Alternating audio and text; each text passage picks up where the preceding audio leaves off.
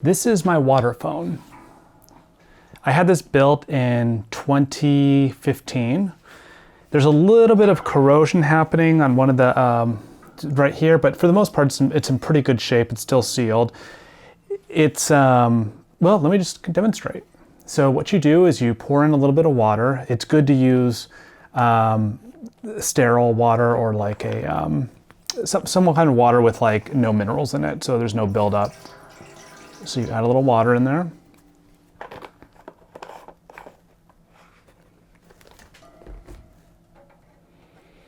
Okay, and then this chamber will resonate.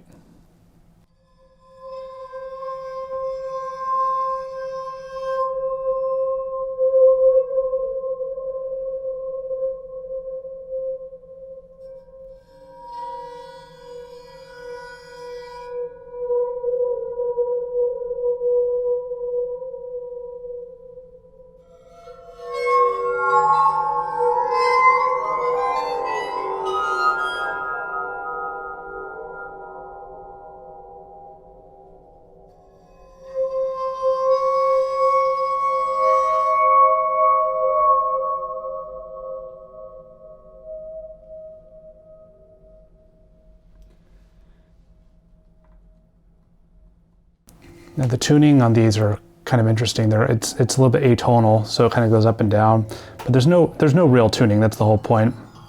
You can get all sorts of interesting sounds. Here's some examples of the shorter tines resonating.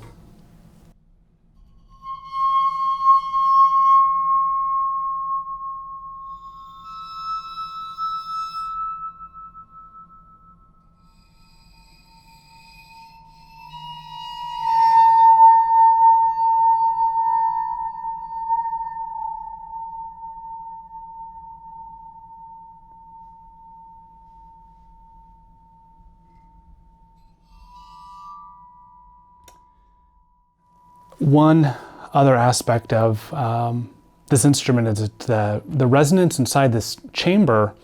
And the chamber is really just kind of two serving platters welded together. If you kind of look at that, yeah, they're basically two big metal platters on top of each other with these metal tines, like rods rather, melted in there, or welded in rather. So, but one other aspect is this chamber has water in there. So when the water whooshes around, once you do play a note, it can really modulate the sound in an interesting way. So we'll do that now.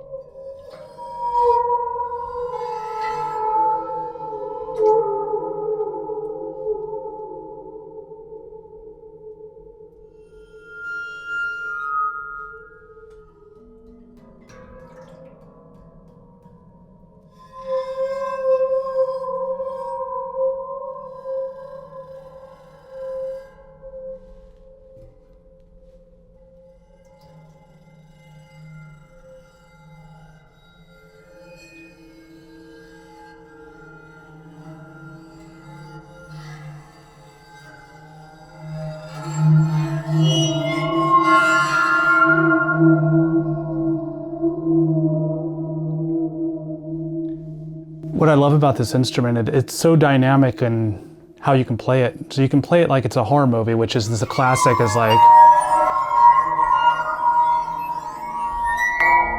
yeah, that's a kind of a classic trope in horror now, but you can also play those lower resonant notes to really interesting effect.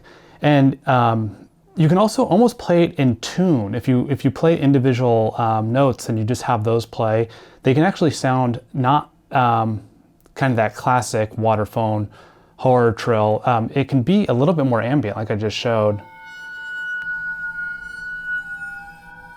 Almost peaceful.